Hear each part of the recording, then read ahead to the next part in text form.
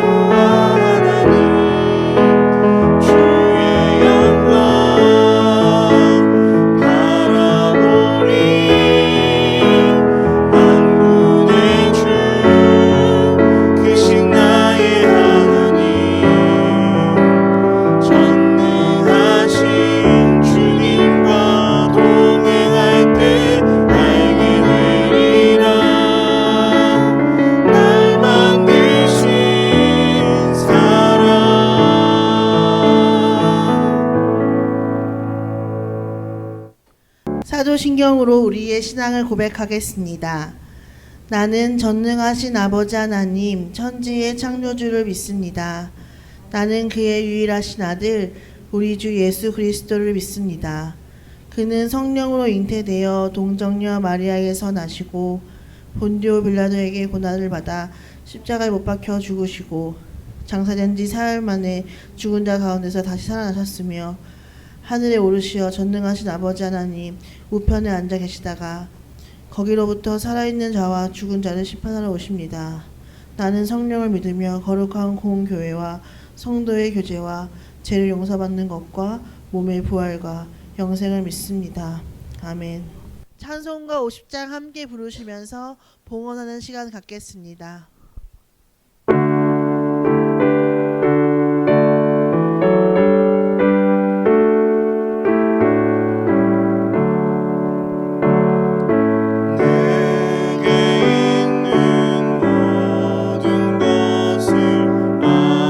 아낌없이 드리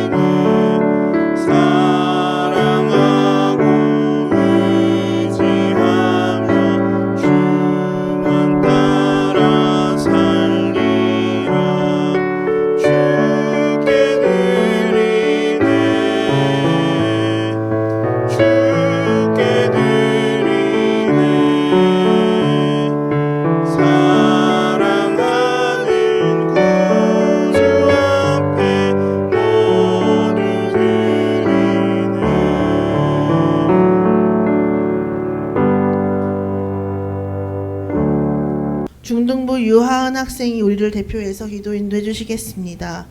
오늘은 제가 읽도록 하겠습니다. 하나님, 오늘 중고등부 학생들 이 자리에 모이게 해주셔서 감사합니다. 지금 코로나 바이러스로 인해 중고등부는 물론 전 세계가 힘들어하고 있습니다. 하루빨리 코로나가 종식되어서 우리 모두 회복하길 소망합니다. 코로나 바이러스 때문에 예배에 참석하지 못한 학생들 믿음 잃지 않도록 도와주시고 언제나 하나님만 의지하여 영광 돌리는 중고등부가 될 수 있도록 도와주세요. 예수님 이름으로 기도드렸습니다. 아멘. 오늘 함께 볼 하나님의 말씀은 사도행전 9장 18절에서 22절까지의 말씀입니다. 사도행전 9장 18절에서 22절까지의 말씀입니다. 전도사님이 읽겠습니다. 즉시 사울의 눈에서 비늘 같은 것이 벗어져 다시 보게 된지라. 세례를 받고 음식을 먹음에 강건하여지니라. 사울이 다메섹에 있는 제자들과 함께 며칠 있을새 즉시로 각 회당에서 예수가 하나님의 아들이심을 전파하니 듣는 사람이 다 놀라 말하되 이 사람이 예루살렘에서 이 이름을 부르는 사람을 멸하려던 자가 아니냐. 여기 온 것도 그들을 결박하여 대제사장들에게 끌어가고자 함이 아니냐 하더라.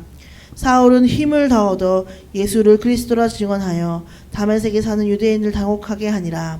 아멘. 오늘은 소명을 따라라는 제목으로 하나님의 말씀을 전하도록 하겠습니다. 전도사님이 자주 했던 이야기 중에 교회를 오래 다닌다고 해서 믿음이 생기는 것이 아니라는 말씀을 했었습니다. 믿음은 하나님의 말씀이 깨달아지는 은혜로 인해서 하나님을 믿는 믿음이 생긴다고 했었습니다. 이렇게 설교를 들을 때 듣는 하나님의 이야기가 깨달아지지 않고 나와는 상관없는 이야기로 들린다면 하나님 앞에 말씀을 깨달을 수 있기를 기도하며 하나님께서 믿음을 주시기를 간구할 수 있어야 합니다. 누구나 한 번쯤은 삶을 살면서 깨달음의 경험을 하게 됩니다. 이 경험을 통해서 하나님을 나의 구주로 고백하게 되고 예수님을 위해 살고 싶습니다라는 고백을 하게 되는 것입니다. 전도사님도 그랬던 적이 있었습니다. 하나님과 내가 아무 상관이 없는 사람인 줄 알았고 인생을 낭비하며 살아가던 시간이 있었습니다. 여러분도 잘 알다시피 전도사님의 아버지는 목사님이시고 할머니는 권사님이시기 때문에 교회에 어린 시절부터 출석을 했었지만 교회에서도 늘 문제를 일으키는 문제아였습니다.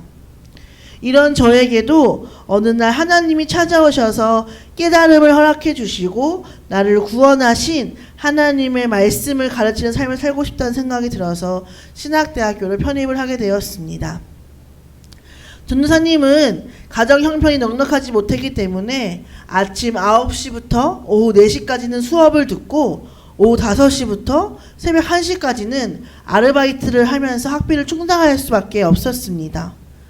그때 전도사님은 하루하루를 성실하게 사는 것이 하나님을 위한 일이라고 생각했기 때문에 아르바이트도 열심히 하고 학교에서도 공부도 열심히 했습니다.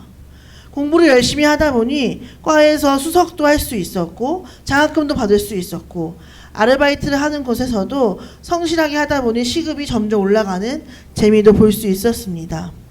그런데 이런 전도사님을 사람들은 가만히 두지 않았습니다. 전도사님이 대학교에 다닐 때는 지금보다 좀 더 예뻤습니다. 그런데 예쁘장하게 생긴 애가 성실하게 살아가면서 못하는 게 없는 것처럼 보이니까 사람들이 저마다 전도사님에 대한 이야기를 꾸며대기 시작했습니다. 사실 학교 수업과 아르바이트를 다 하기에도 시간이 부족해서 방과 후에 동아리 활동이나 친구들과의 사귐의 시간을 충분히 가지지 못했던 것은 사실입니다. 그런데 시간이 지나 보니 나에 대한 소문이 정말 안 좋게 나 있는 것을 확인할 수 있었습니다. 교수와의 부적절한 관계로 시험 점수를 조작한 학생이라는 등 밤마다 호프집에서 술을 마시면서 시간을 보내는 학생이라는 등의 소문이 전교에 퍼져 있었고 그때 전도사님이 일했던 아르바이트가 카페 아르바이트라고 해명했음에도 불구하고 사람들은 믿고 싶은 것만 믿고 진실에는 전혀 관심이 없었습니다. 처음으로 연예인들이 악플이나 구설수로 인해서 왜 자신의 목숨을 끊는지를 이해할 수 있었습니다. 전교생들이 전도사님을 보는 눈빛이 심상치 않았고 도저히 학교를 다닐 수 없는 상황에 이르렀지만 졸업은 해야 했기 때문에 투명인간처럼 학교를 다녔습니다. 하루는 골목을 이렇게 지나려는데 골목 저쪽 편에서 나를 향한 뒷담이 들려오는 것을 들을 수 있었습니다. 그날은 너무 속상해서 아무도 없는 기도실에 가서 하나님께 펑펑 울며 기도를 드렸습니다. 하나님, 사람들의 시선이 너무 힘듭니다. 사람들의 정죄가 너무 힘듭니다.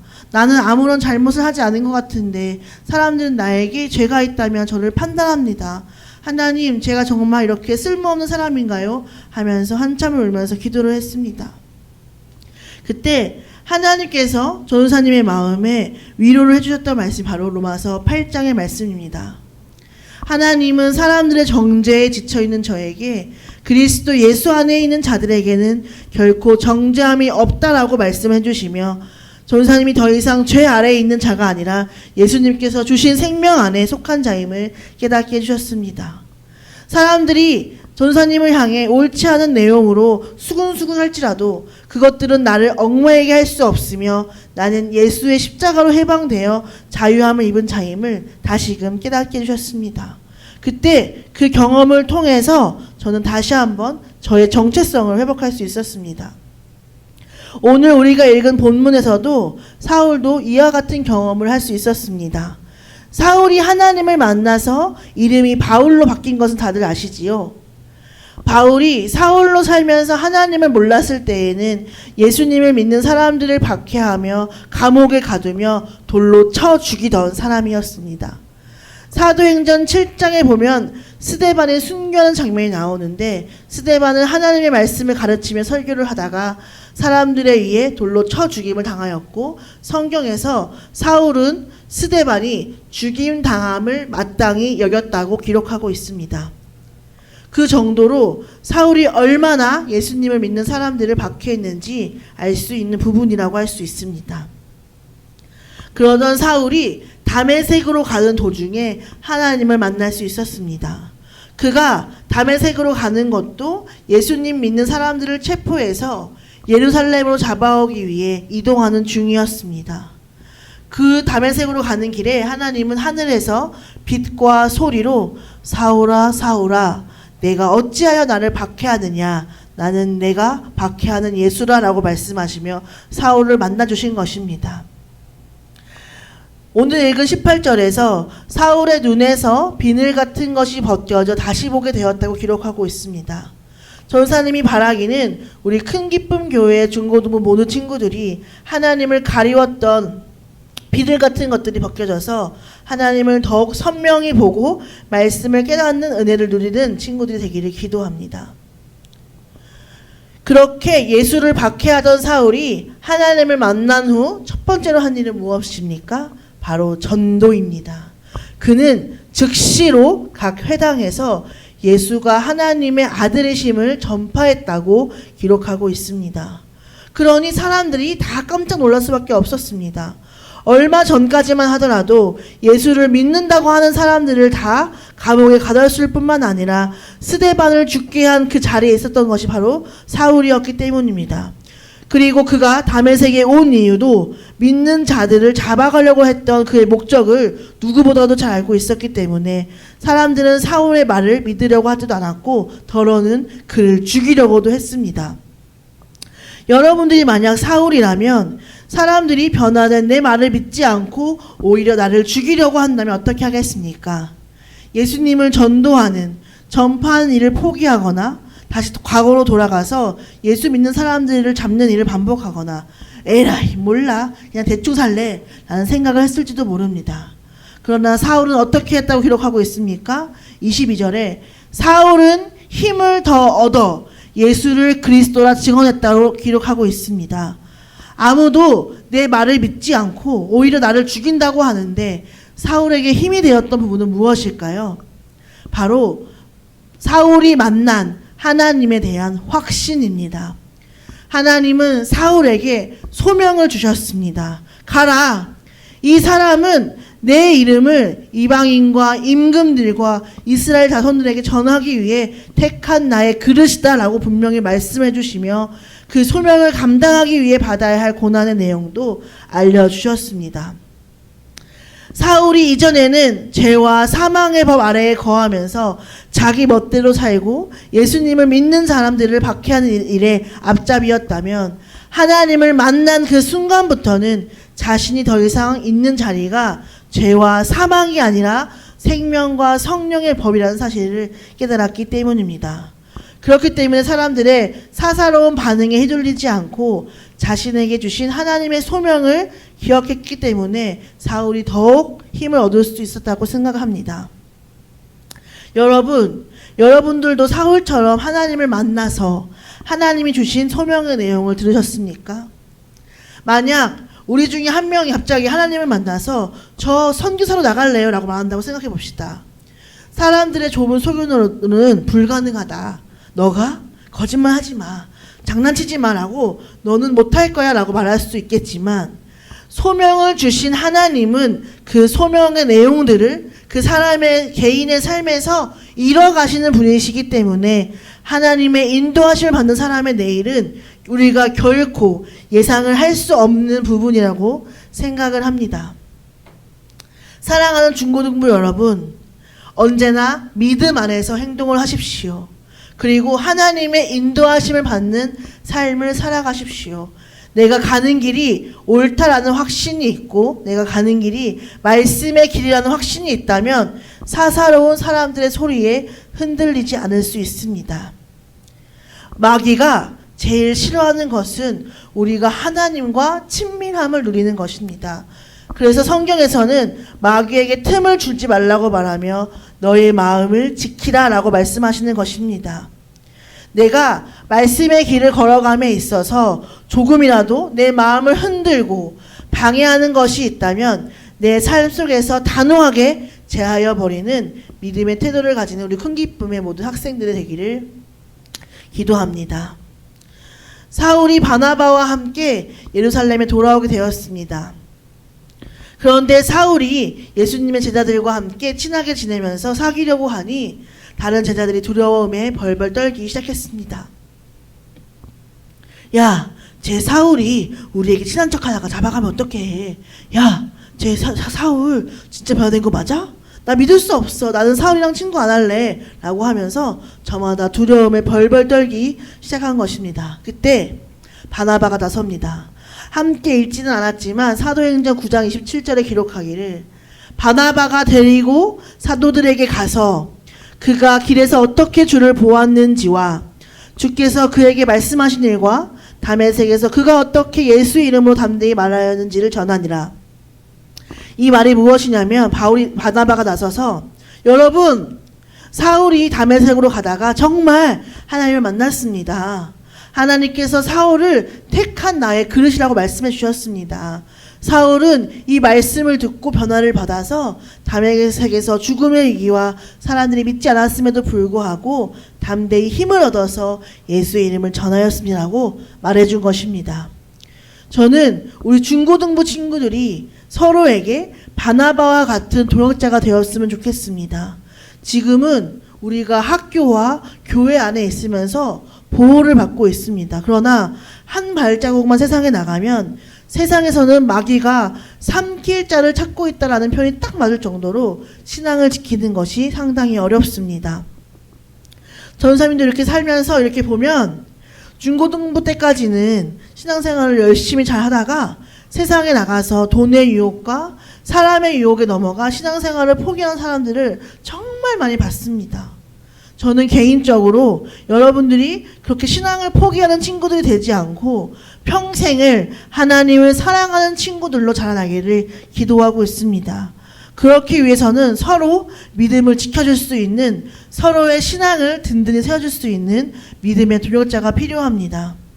바나바가 사울을 믿음의 사람으로 소개했던 것처럼 우리 친구들이 세상에 서로를 믿음의 친구로 소개하며 하나님을 향한 마음을 나눌 수 있는 친구들이 되었으면 좋겠습니다.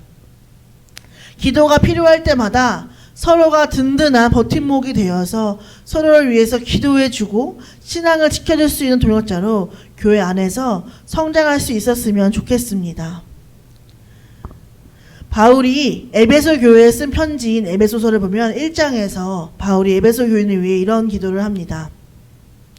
하나님 아버지께서 계시의 영을 너희에게 주사 하나님을 알게 하시기를 원합니다. 너의 마음이 눈을 밝히사 부르심의 소망이 무엇이며 성도 안에서 그 기업의 풍성함이 그 기업의 영광의 풍성함이 무엇이며 우리에게 베푸신 능력이 지극히 크신 것을 너희가 알게 되기를 기도합니다. 저도 여러분들을 위해서 기도합니다.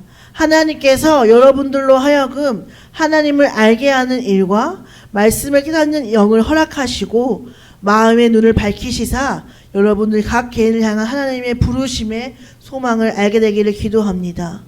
우리를 부르신 하나님께서 여러분들을 풍성하게 하시고 능력으로 이끄셔서 평생을 하나님을 위해 살아가고 소명을 이루며 살아가는 친구들 되게 하시기를 기도합니다. 제가 기도함으로 설교를 마치겠습니다. 하나님 아버지 감사합니다. 우리 각 개인을 하나님의 자녀로 불러주시고 우리 각 개인에게 하나님의 사명을 맡겨주심을 참으로 감사합니다. 하나님 우리가 이 소명을 이뤄감에 있어서 우리의 삶에 방해되는 것들 참나 많이 있지만 하나님 우리가 그 무엇보다도 마음을 지키며 날마다 하나님께 가까이 가기를 소원합니다. 우리가 하나님을 향한 믿음을 잃지 않고 날마다 더욱 지켜낼 수 있는 믿음을 지켜낼 수 있는 저희들 될 수 있도록 하나님께서 함께하여 주시옵소서. 감사드리며 이 모든 말씀 예수님의 이름으로 기도드렸습니다. 아멘. 주기도문 하심으로 예배를 마치겠습니다. 하늘에 계신 우리 아버지, 아버지의 이름을 거룩하게 하시며 아버지의 나라가 오게 하시며 아버지의 뜻이 하늘에서와 같이 땅에서도 이루어지게 하소서. 오늘 우리에게 일용할 양식을 주시고 우리가 우리에게 잘못한 사람을 용서해 준 것 같이 우리 죄를 용서하여 주시고 우리를 시험에 빠지지 않게 하시고 악에서 구하소서. 나라와 권능과 영광이 영원히 아버지의 것입니다. 아멘.